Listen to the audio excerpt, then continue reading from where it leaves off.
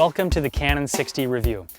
About a year ago, the Canon 6D was announced by Canon as the lightest, smallest full-frame SLR in the world. So as a landscape and travel photographer, this really intrigued me and I bought one of the first copies to ship. So this review is not going to be based on marketing sheets or data sheets or anything like that. This is going to be based on hands-on experience with the camera. I'm really excited to be doing this review now after having used the camera for the last year, and I've put on about 50,000 shutter actuations, so it's gotten some good use into it in the first year. So in this review, we're going to take a look at my experience with the camera, and we're going to take a look at all the good things, the bad things, and all the stuff in between. Landscape photography is a very unforgiving avenue when it comes to the conditions that equipment has to endure. Salt water, salt flats, high mountains, hail, rain, sleet, sand, snow, salt water. These are all conditions that the Canon 6D has been subjected to, fortunately and unfortunately, in the past year of use.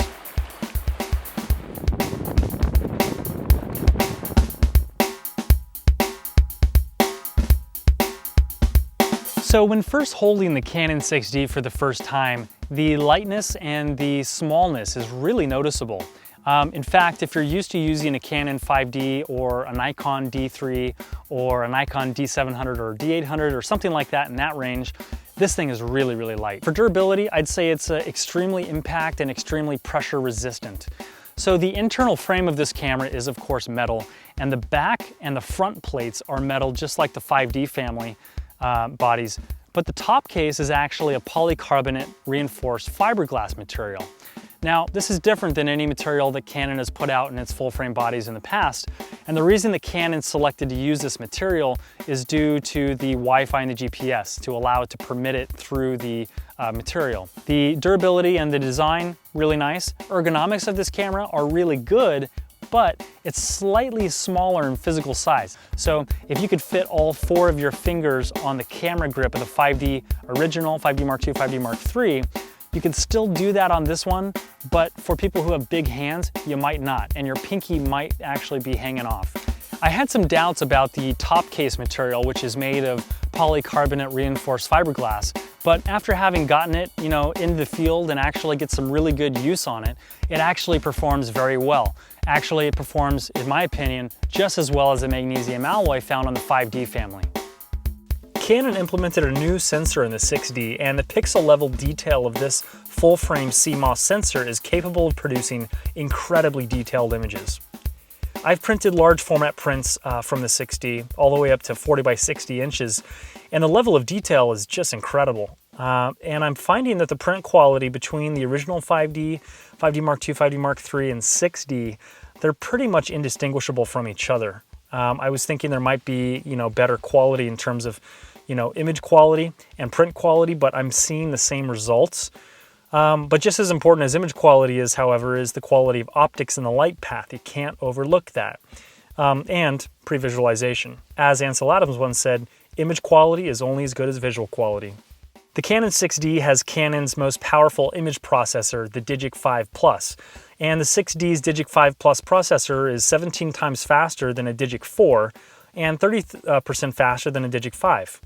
The image processor in a camera is responsible for reducing noise at higher ISOs, among other things, and the Digic 5 Plus represents the best to date. So the introduction of the Digic 5 Plus also introduced chromatic aberration correction based on Canon lens profiles, which are embedded or added to the memory of the in-camera memory on the 6D and the 5D Mark III. And so these in-camera profiles are therefore, intended to reduce chromatic aberration for Canon's lenses. But in real-world results, I haven't really seen that much of a difference on this. So again, the Digic 5 Plus is great, but what all this marketing really boils down to is better noise at higher ISOs and higher ISOs. So one of the biggest and most important questions when researching, reviewing, or buying a camera is image quality. For me, it's the most important question. Everything else is secondary. So what is the image quality like on the 6D? Well, let's take a look at a few examples at actual size to get a better idea. So let's take a look at this image in Grand Teton National Park. I was there shooting sunrise, and this is one of my favorite national parks. But this sunrise photograph was taken this past fall during the national park closure.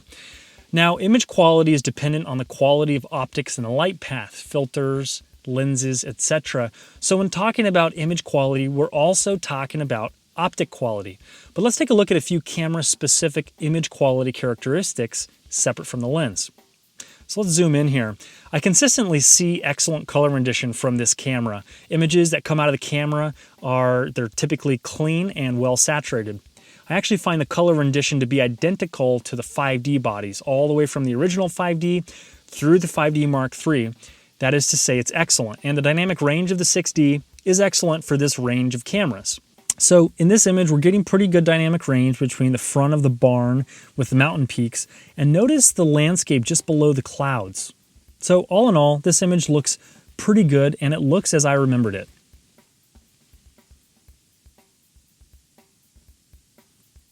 Okay, let's take a look at this image.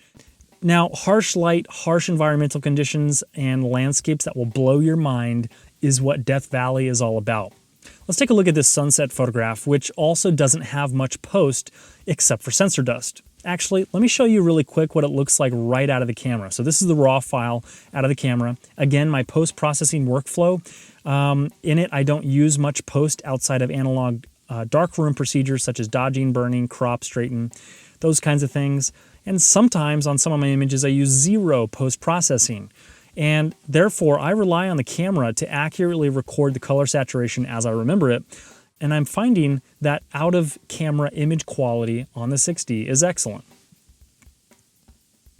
Okay, back to the adjusted image here. Use your video playhead to scrub back and forth below this video to get a better idea of the before and after comparison. But let's dive into the actual size and take a look at what we have here. So the dynamic range in this image is pretty typical of how the 6D performs. There's pretty good highlight headroom in the sky here. Probably could have been better if I used ISO 100. The ridgeline sharpness is also excellent and controlled well against the sky. Again, I'm just going to reiterate that the image quality is only as good as the lens, and most Canon L lenses are pretty good in this respect. But for dynamic range, highlight control, and definition of the distant mountain details, this one's looking pretty good. The foreground of this image has wonderful detail in the plants, and it looks like snow or ice, but it's actually salt. And the salt has an incredibly high level of detail.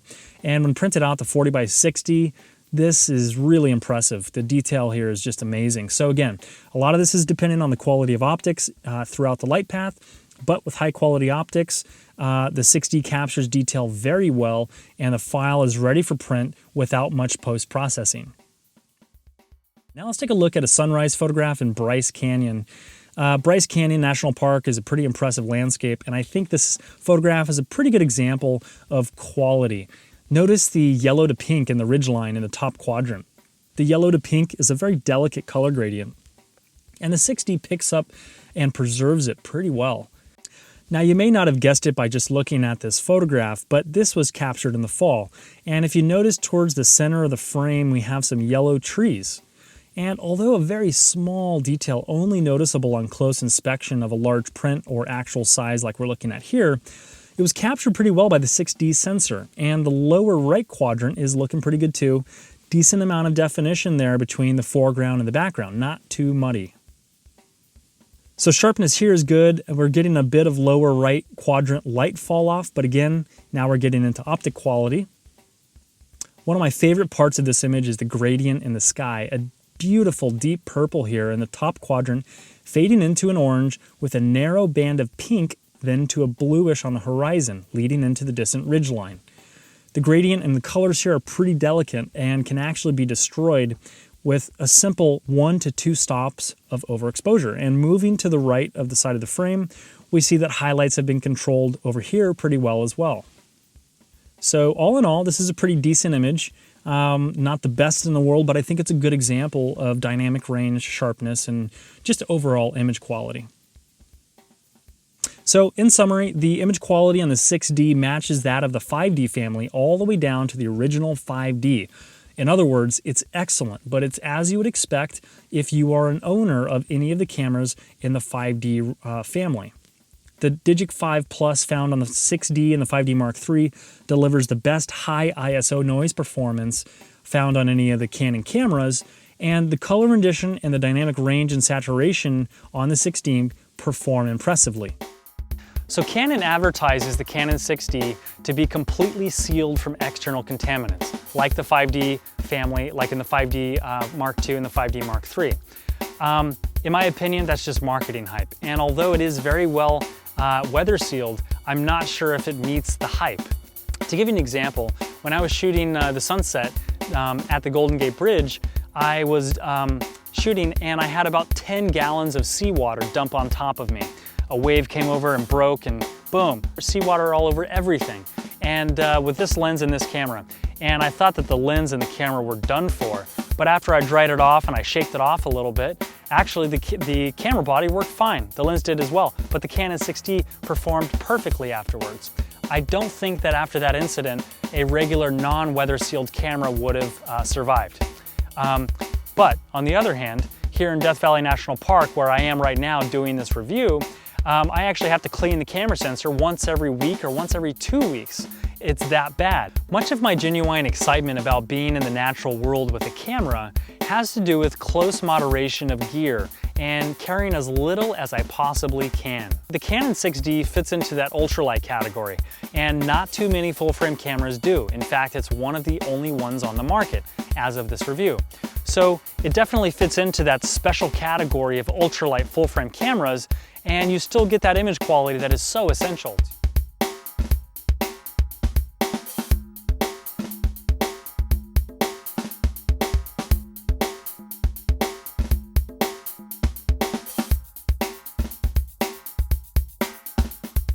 Probably the biggest feature difference between the Canon 6D and the 5D Mark III is the autofocus.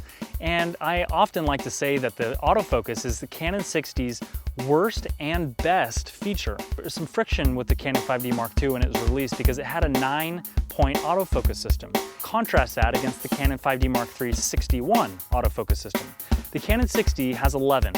So the Canon 6D has the lowest light autofocus performance of any camera Canon has introduced to date, and maybe any other still camera in this class of cameras on the market.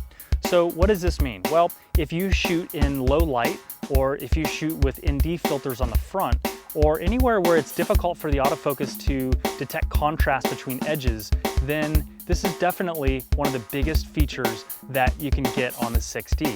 Okay, so to summarize, if you are shooting sports or fast action for more than 80% of your images, this camera might not cut it with its simple AF system and its low number of AF points. But if you shoot sunsets or sunrises, or if you shoot anything in low light, this camera is currently the king of low light autofocus performance, and it is at the moment unparalleled. This is a huge win for me personally, as I often use ND filters. And an ND filter is designed to stop light down, and if you hold it up to the light, it's completely black, which means that it's really hard to compose images, but it's even harder to manually focus. And typically autofocus stops working when you reduce the stops to a certain amount. Whereas with this camera, I typically can autofocus even with the darkest ND filters on the front of the lens. I can even shoot moonlight and have it accurately obtain a lock somewhere in the foreground.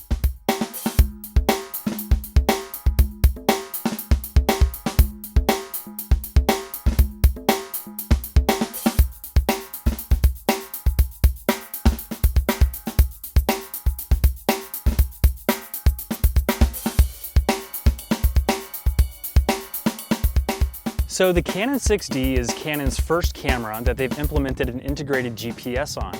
And for commercial photographers, wedding photographers, event shooters, this feature may not be so important, but for travel, landscape, and wildlife photographers, or any other kind of photography where accurate location-based information is useful, this feature is going to be huge. And it has a secondary benefit of not just being able to tell you exactly where you are when you took the photograph, but it also sets the date and time. Remember in those days when you had to actually change the time zone when you moved from one place to another? You never have to do that ever again. Or remember the days when you had thousands of photos and you didn't? Okay, so those are gone too. So it's a really useful feature in and of itself just for setting the time zone. But given that it also tracks your location, and for all your photographs now you have the location-based information, That's pretty huge. Okay, so another interesting development with GPS is that SEO professionals are predicting that Google and other search engines will actually place a higher emphasis on images with GPS coordinates in the future. And so, having images that have GPS data in the EXIF data have inherently more SEO value as a result. Now, although this is definitely not an advantage right now, you can at least feel safe to know that you're future-proofing your images, not just for yourself right now, but also for potential future SEO. So the GPS is a really useful feature, and for some photographers, it's a game changer. But there is one huge downside to the GPS, and that is that it doesn't have an idle shut-off time. What does that mean? It means that if you put your camera on the shelf and leave it in the off position and come back in a week, it'll actually be dead. Why? Because the GPS is drawing power and it's enabled and it still stays on even if you turn the camera power off when the camera's in the off position. Why? Why would they do that? Well, it doesn't really make sense and you just can't try to rationalize why they would forget that. But it does kind of make sense in an engineering way where if the GPS were to turn off every single time that the power switch is turned off, well, it would have to re-engage with the satellites every single time you turn the power on. But why not just set an idle shut-off time for the GPS? For example, the camera has an idle shut-off time of say 1 minute to 4 minutes to 30 minutes to never. Okay, great. So why not just put underneath the GPS menu a idle shut-off time that's separate and actually longer than the idle shut-off time of the camera? Well, if Canon, had their guys from the user experience department on the clock, they probably would have figured that out. But as it stands right now, it's a feature that will actually give you dead batteries pretty quickly if you're not careful. And there are a couple ways around it. So the first way is to just remove the physical battery. That sucks, that's not really an option, but I guess it sort of is. And the second option is to actually add the GPS to your menu. So you push the menu button, and then once you get into the menu, you select GPS, select the internal GPS, then you do in the off position. So sort of a workaround, but not really. So again, hopefully they can get their act together and fix this error in the future in the form of a firmware update. So the next feature I want to talk about is Wi-Fi. Now, this was one of the biggest hyped features on the 6D. In fact, it completely overshadowed the GPS when it first came out. So, how does the Wi-Fi work? Is it useful? All this stuff. Well, it's utterly useless. The only two things that I can foresee you using the Wi-Fi for on this camera is either A, using it for as a remote, using your iOS device or some other kind of device, or B, using it to transfer files from the camera to your computer. Now, let's talk about the first one, using it as a remote. Canon has an EOS remote app for the iPhone, and it's completely useless. They probably had one iOS developer on it, and they probably outsourced the guy. Like, it's really, really bad. It's basically useless. So, and not to mention, there's no intervalometer on it, which is, how easy would it be to build that into the software? Really easy, right? They just forgot about it, or they just didn't want to do it. Either way, the app is completely useless, and you can't really use that as a reliable remote. So the second is transferring files. And not only has Canon made it ridiculously complex to set up and just basically time consuming, in other words, the time that it would take to set up, your images would already be transferred to the computer if you put it in directly to your Mac. Doesn't make a lot of sense, does it? So they've made the transferring of images via Wi-Fi overly convoluted and complex for normal people like us, and it just takes too much time. Not to mention, once you actually do get the connection established between the two, it's actually pretty slow. Whereas an SD card typically runs between 40 and 80 megabytes per second, this thing, not even close. So it's nice in the fact that the camera is, quote unquote, future-proofed in that aspect, but at its present state, it's an utterly useless feature. So I hope that you enjoyed this review as much as we enjoyed creating it, and if you're able to determine better whether or not this camera is good or is not good for you, excellent. That was the purpose of this review. So if you enjoyed this review, check out 6dreview.com.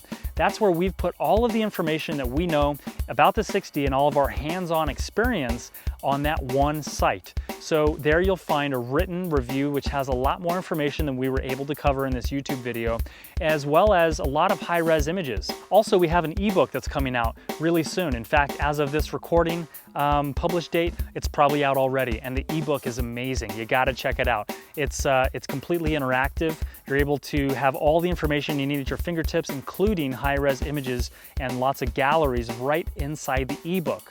So feel free to check that out at 6dreview.com. It's a really useful document and we had a ton of fun creating it. It took a long time, but I think it came out really nicely. So again, check out 6dreview.com to download that. For more information on this Canon 6D, feel free to let us know if you have any other questions or comments. Leave them in the comments below. We read every single one of them, and I try my best to get back to you.